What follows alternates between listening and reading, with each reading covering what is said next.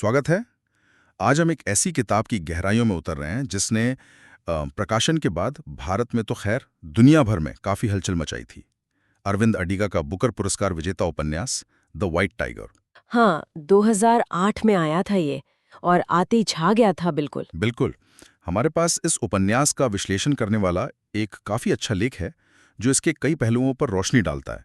तो आज कोशिश यही रहेगी कि इस लेख की मदद से हम ना सिर्फ उपन्यास के जो मुख्य विचार हैं उनको समझें, और बल्कि ये भी देखें कि ये उस दौर के और शायद आज की भी भारत के सामाजिक ताने बाने के बारे में क्या कहता है। सही बात है। कहानी का नायक है बलराम हलवाई।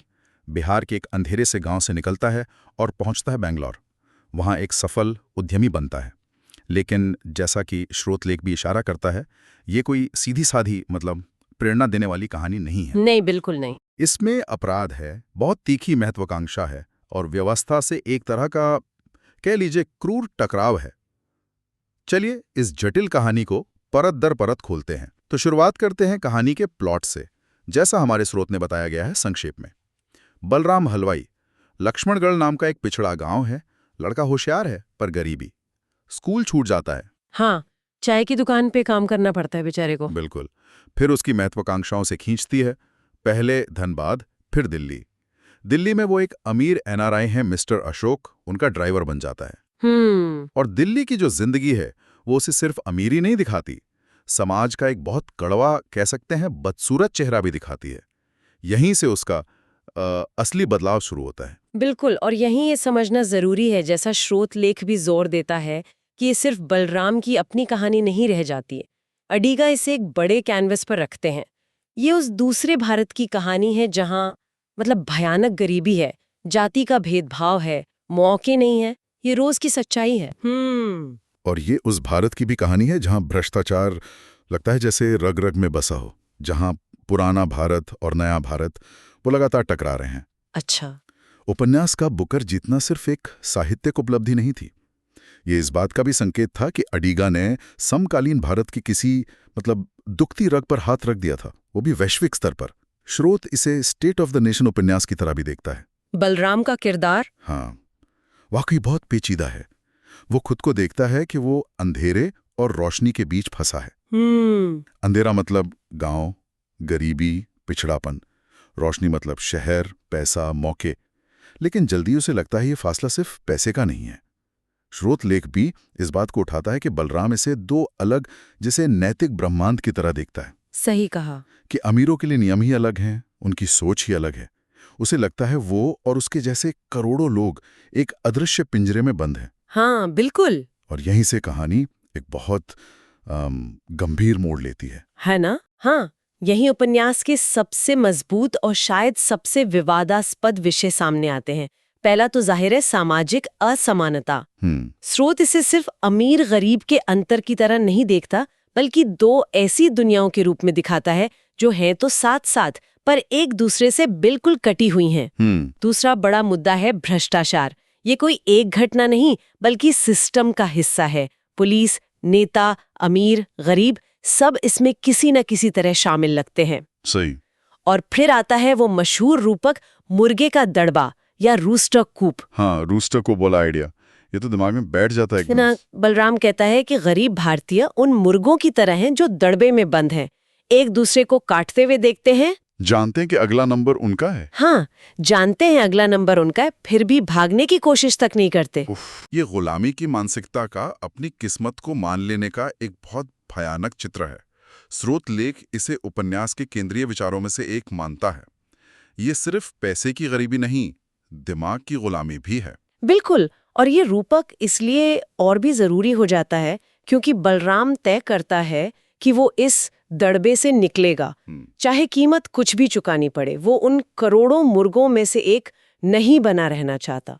स्रोत का विश्लेषण ये बताता है कि यहीं अडिगा पाठक को असहज करना शुरू करते हैं। बलराम की नजर में इस दड़बे से निकलने का एक ही रास्ता है, और वो रास्ता नैतिक रूप से सही नहीं है, वो रास्ता है अपराध का। और वो अपराध भी कोई छोटा मोटा नहीं। वो अपने मालिक मिस्टर अशोक, जो शायद कहानी का अकेला ऐसा अमीर किरदार है जिससे थोड़ी सहानुभूति होती है। हाँ, कुछ हद तक। उसकी हत्या कर देता है। सिर्फ हत्या नहीं करता, उसके पैसों से भरा बैग लेके भाग जाता है। ये एक झटके की तरह आता है। हाँ, है तो। इसके बाद कहानी जैसे आगे बढ़ती है, वो बेंगलुरु पहुंचता है। उस पैसे से अपना टैक्सी बिजनेस शुरू करता है, व्हाइट टाइगर ड्राइवर्स। हाँ, नाम भी देखिए। और जल्द ही एक सफल मॉडर्न उद्यमी बन जाता है। और ये पूरी कहानी वो सुना रहा है चीनी प्रधानमंत्री वेन जियाबाओ को, चिट्ठियों के जरिए। हाँ, ये भी एक अनोखा स्ट्रक्चर है। बिल्कुल। उपन्यास का ये नैरेटिव स्ट्रक्चर भी अपने आप में अनोखा है। सही कहा, और ये नैरेटिव स्टाइल भी बहुत कुछ कहता है असल में। चीनी प्रीमियर को लिखना, ये एक तरह का व्यंग्य है। दो उभरती हुई एशियाई ताकतों के बीच बातचीत, लेकिन एक बहुत निचले स्तर से, एक हत्यारे उद्यमी की तरफ से। हाँ। ये बलराम को अपनी कहानी सुनाने, अपनी सफाई देने और अपनी सफलता का, कह लीजिए, बखान करने का मौका देता है। स्रोतलेख इसे एक अविश्वसनीय नैरेटर या अनरिलायबल नैरेटर का क्लासिक उदाहरण मानता है। अच्छा। हम सिर्फ बलराम का पक्ष सुन रहे हैं, और वो भी बढ़ा चढ़ाकर अपनी शर्तों पर। तो जाहिर है ये उपन्यास को नैतिक रूप से बहुत बहुत ज्यादा जटिल बना देता है।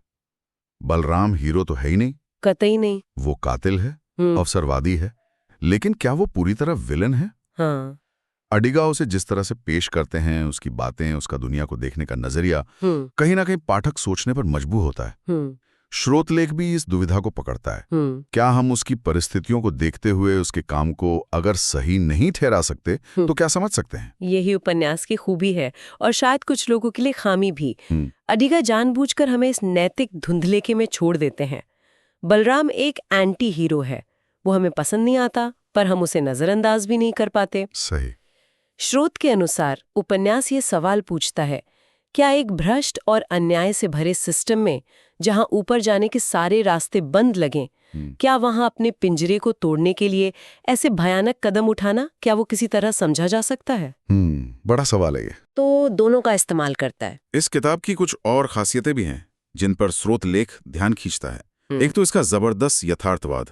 हाँ, बहुत कच्चा है। भारत की गरीबी, गंदगी, भ्रष्टाचार, वर्ग संघर्ष, इसे बिना किसी लाग लपेट के लगभग कह सकते हैं क्रूरता की हद तक दिखाया गया है। हाँ, कुछ लोगों को ये बढ़ा चढ़ाकर भी लग सकता है, पर कई ऐसे सच्ची तस्वीर मानते हैं। दूसरा, जैसा हमने कहा, कहानी कहने का तरीका, वो चिट्ठियों वाला फॉर्मेट, और बलराम की आवाज जो कड़वी है, व्यंग्य से भरी है, और अक्सर चौंकाने वाली बातें कह जाती है। और इसी से जुड़ा है इसका डार्क ह्यूमर। हाँ। बलराम की बातें अक्सर ऐसी होती हैं कि आपको शायद हंसी भी आए, और फिर आप सोचें कि मैं इस बात पे हंस क्यों रही हूँ। सही।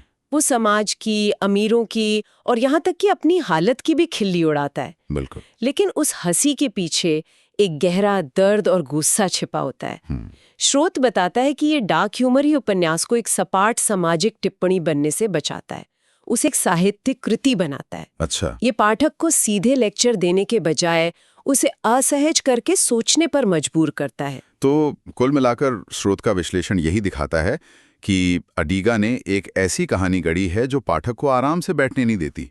ये झकझोरती है, बहस छिड़ती है। बिल्कुल। लेकिन जैसा कि अक्सर ऐसी तीखी किताबों के साथ होता है, इसकी आलोचना भी कम नहीं हुई है। सही। स्रोतलेख इन आलोचनाओं को भी दर्ज करता है। हाँ, आलोचनाएं भी महत्वपूर्ण है। सबसे आम आलोचना तो यही है कि उपन्यास भारत की एक बेहद नकारात्मक और एकतरफा तस्वीर पेश करता है। आलोचकों का कहना है कि ये पश्चिमी पाठकों के लिए गरीबी और भ्रष्टाचार को, क्या कहते हैं, एक्सोटिसाइज करता है, मतलब उसे सनसनीखेज बनाकर परोसता है। ये एक आम आलोचना है ऐसी किताबों की। हाँ, स्रोत इस सवाल को उठाता है कि क्या यथार्थवाद के नाम पर देश की जटिलताओं को सिर्फ उसके बुरे पहलुओं तक समेट देना सही है। दूसरी आलोचना इसकी भाषा और टोन को लेकर है। कुछ पाठकों को ये जरूरत से ज्यादा कड़वी, भद्दी या सिनिकल लग सकती है। और कहानी का अंत भी, वो भी काफी विवादास्पद रहा है। हाँ, बहुत। बलराम हत्या करके साफ बच निकलता है, सफल हो जाता है, और उसे कोई खास पछतावा भी नहीं दिखता। स्रोतलेख पूछता है, ये अंत क्या संदेश देता है? क्या ये अपराध का महिमा मंडन है, या ये सिस्टम पर एक और तीखी टिप्पणी है कि हाँ, ऐसे ही लोग सफल होते हैं? सही बात है। और ये कुछ लोगों को अचानक और थोड़ा मतलब असंतोषजनक भी लगता है जैसे कहानी अधूरी रह गई। बिल्कुल। ये सारी आलोचनाएं अपनी जगह जायज हैं और दिखाती हैं कि उपन्यास कितना उत्तेजक है। ये उन किताबों में से नहीं है जिसे पढ़कर आप एक तरफ रख दें और भूल जाएं। नहीं, बिल्कुल नहीं। ये आपके जहन में घूमता रहता है। स्रोत का निष्कर्ष भी यही है कि अपनी तमाम संभावित खामियों के बावजूद द व्हाइट टाइगर एक महत्वपूर्ण उपन्यास है, क्योंकि ये समकालीन भारत के कुछ बुनियादी सवालों से टकराता है। विकास की कीमत क्या है, नैतिकता बनाम महत्वाकांक्षा, सामाजिक न्याय। तो अगर हम आज की चर्चा को समेटें तो द व्हाइट टाइगर सिर्फ एक गरीब लड़के के अमीर बनने की कहानी नहीं है। बिल्कुल नहीं। जैसा कि स्रोत विश्लेषण बताता है, ये कहीं ज्यादा गहरा है। ये भारत की चौंकाने वाली सामाजिक और आर्थिक असमानताओं का, सिस्टम में बैठे भ्रष्टाचार का, और आधुनिकता की चकाचौंध और पुरानी जकड़नों के बीच फंसे आम आदमी के संघर्ष का एक शक्तिशाली, यद्यपि विवादास्पद दर्पण है। सही कहा। ये महत्वाकांक्षा की प्रकृति और उसकी क्या कीमत चुकानी पड़ती है, उस पर एक बेहद तीखी, व्यंग्यात्मक और अक्सर बेचैन कर देने वाली टिप्पणी है। एकदम सही कहा। ये उपन्यास पाठक को ये सोचने पर मजबूर करता है कि व्यक्तिगत स्वतंत्रता और सफलता की असली परिभाषा क्या है और उसकी क्या कीमत चुकाने को तैयार होना पड़ता है, खासकर एक ऐसे माहौल में जिसे वो खुद अन्यायपूर्ण मानता है। बलराम का किरदार, जैसा स्रोत भी कहता है, हमें असहज करता है। उसकी नैतिकता की कमी हमें परेशान करती है। लेकिन शायद अड्डीगा का मकसद यही था। हाँ, शायद हमें कोई आसान जवाब देने के बजाय मुश्किल सवालों में उलझाना। ये उन पाठकों के लिए जरूर है जो आधुनिक भारतीय समाज की जटिलताओं को समझने में रुचि रखते हैं, जो यथार्थवादी और सामाजिक रूप से जागरूक साहित्य पसंद करते हैं, और जो थोड़ी कड़वी सच्चाई का सामना करने से घबराते नहीं। और जैसा कि हमारी परंपरा है, जाते जाते हम अपने श्रोताओं के लिए एक सवाल छोड़ जाते हैं। ये स्रोत के विश्लेषण से ही उपजता है। उपन्यास बलराम हलवाई को एक हत्यारा होने के बावजूद अंत में एक सफल उद्यमी के रूप में दिखाता है। आज के इस दौर में जहां अक्सर सफलता को, खासकर आर्थिक सफलता को, हर चीज से ऊपर माना जाता है, ये कहानी सफलता की हमारी अपनी जो धारणाएं हैं उन पर क्या सवाल खड़ी करती है। क्या लक्ष्य इतना महत्वपूर्ण हो सकता है कि उसके लिए अपनाए गए साधन, चाहे वो कितने भी अनैतिक क्यों न हो, जायज ठहराए जा सकें? इस पर सोचिएगा जरूर।